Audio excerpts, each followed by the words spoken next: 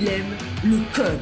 Il faut que la communication soit codée, mais de façon claire et transparente. La rigidité, c'est pas pour nous. Mon nom est Francis Parent-Valquette et vous écoutez le Sandro Show. Mais le plus important, c'est qu'il est bélier. Aujourd'hui, l'hiver est à peine commencé que je veux déjà te parler de piscine.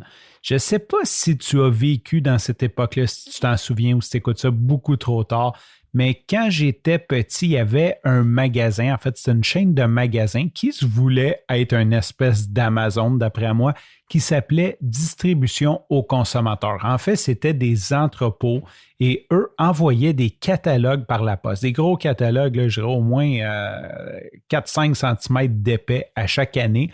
Je pense qu'il y en avait même à chaque saison.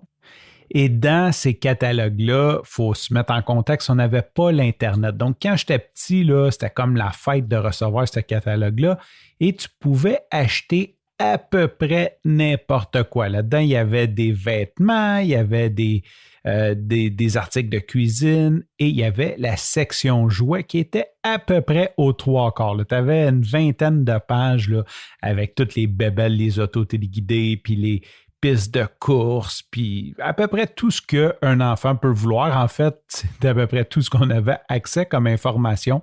Donc, pour moi, le catalogue du distribution consommateur, je dormais avec.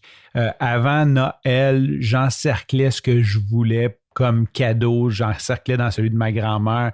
C'était vraiment une espèce de tradition. Et ce qui était le fun du distribution consommateur, c'est qu'à chaque fois que tu faisais ça, je me souviens pas trop c'était quoi le système. Tu allais là-bas, ils te donnaient un papier, tu rentrais le numéro de l'article que tu voulais, c'était des entrepôts. Et là, tu avais un gars d'entrepôt qui allait en arrière chercher ce que tu voulais. La majorité du temps, il n'avait pas l'article que tu voulais en stock. Donc, il fallait que tu y retournes comme, je sais pas, 3 semaines, 1 mois plus tard.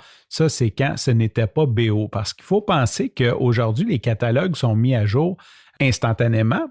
Mais à l'époque, mettons, tu recevais le catalogue en octobre. Quand tu allais chercher ta marchandise en mai, là, ça se peut qu'il y avait déjà tout écoulé leur stock. Donc, c'était un petit peu poche. Ça a fermé pour ça, mais ça a quand même marqué l'imaginaire de beaucoup de monde. Bon, je voulais te parler de piscine. Pourquoi je te parle du distribution consommateur? Parce que quand j'étais petit, ma mère, elle avait acheté une piscine aux distributions consommateurs. Espèce de piscine pour enfants, je dirais 8 ou 10 pieds de diamètre par 2 pieds et demi, 3 pieds d'eau. C'était vraiment une petite piscine, mais moi, dans ma tête d'enfant, c'était la plus grande piscine. Je passais mes journées dedans. Sincèrement, là, l'été, là, ma mère, il fallait qu'elle me retienne après le dîner parce qu'elle voulait que j'attende 1 heure après le dîner pour aller dans la piscine. Je te jure, je pense qu'il fallait qu'elle me tape sa chaise. Je passais littéralement mes journées dans cette piscine-là et c'était le bonheur total. Chez nous, on a une petite cour. Il y a beaucoup de parcs proches qui ont des piscines, des parcs poteuses. Donc, on voyait plus ou moins l'intérêt d'avoir une piscine, surtout que ça va remplir la cour.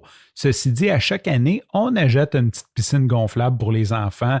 Et là, je passe le matin, je gonfle la piscine, je remplis la piscine. On attend l'après-midi, le temps que l'eau soit acceptable pour aller se baigner. Puis là, le soir, c'est vide la piscine ou nettoie la piscine. Dégonfle la piscine, regonfle la piscine. Ce qui arrive, c'est que ces maudites piscines gonflables-là, après 3 semaines généralement, il y a toujours un trou dedans. Là, c'est cherche le trou, essaye de mettre une patch, la patch ne tient pas, mets du duct tape, là, change de duct tape, remplis la piscine, lave la piscine, change de duct tape. Ça devient une routine. Et cette année, on avait acheté une vraiment belle et Catherine avait vraiment eu le flair là-dessus à cause de la COVID. Elle l'a commandé au mois d'avril. Donc, quand il a commencé à faire chaud, il y a eu des pénuries de piscines gonflables partout. Et nous, on en avait une. On était vraiment dans les privilégiés, je crois. À la fin de l'année, bon, elle a fendu, rendu au mois d'août, le début août, à peu près, elle a fendu. On a laissé ça comme ça et je me suis dit, cette année, je veux acheter une piscine comme j'avais chez ma mère. Et là, le modèle a beaucoup changé. Ça se défait beaucoup mieux. Celle qu'on avait quand j'étais petit, sincèrement, tu l'installais et tu la laissais là à l'année. Aujourd'hui, c'est comme des espèces de piquets de tente, là, je dirais des poteaux de plastique, des piquets de tente qui font le tour avec une toile tendue puis un petit filtreur. Ça semble quand même un système assez pas robuste, là, mais assez facile à défaire, assez facile à remonter. Les avis, les reviews sont super bonnes, donc j'imagine que ça ne déchire pas si facilement que ça. Aujourd'hui, je l'ai reçue. J'ai décidé de la commander en plein hiver. Sincèrement, peut-être que les compagnies vont prendre de l'avance, ils vont le prévoir, mais j'ai l'impression que cet été, il va y avoir encore une gang de personnes qui vont être pris à rester à la maison et que tout ce qui est équipement de camping, de piscine va tomber en pénurie. Si ce n'est pas le cas, c'est pas bien grave parce que de toute façon, il y a un meilleur prix l'hiver que l'été quand tu achètes une piscine. En tout cas, dans le cas de la piscine que j'ai achetée. Fait que c'est ce que je voulais partager avec toi, que j'ai acheté cette espèce d'immense piscine de 9 pieds par 30 pouces de haut. Ça veut dire que j'en ai même pas aux genoux, je pense, ou un petit peu au-dessus des genoux. Ceci dit, sûrement que mes enfants vont eux aussi voir cette piscine-là comme la plus grande piscine du monde. Sur ce, je te remercie pour ton écoute. Je te dis à demain et bye bye.